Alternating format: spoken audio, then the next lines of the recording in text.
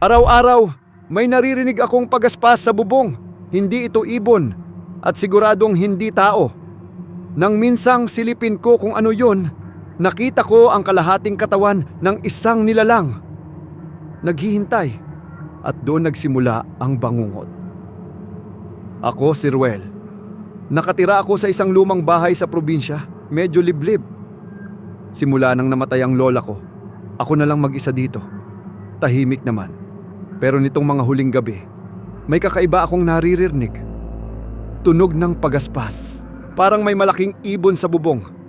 Una, iniisip kong paniki lang. Pero gabi-gabi na siya. Palakas ng palakas ang tunog. Parang may kukuring kumakalmot sa yero.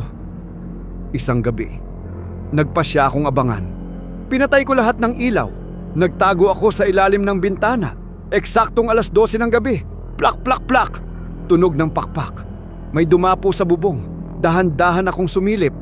Doon ko siya nakita. Kalahating katawan lang. Pumutol sa bewang. Mahaba ang buhok. Nakausli ang dila at nanlilisik ang mga mata. Levitating. At yung pakpak, parang sa paniki. Pero mas malaki.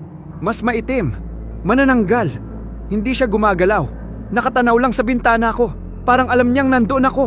Pinilit kong huwag huminga. Baka marinig niya. Pero may mas malala.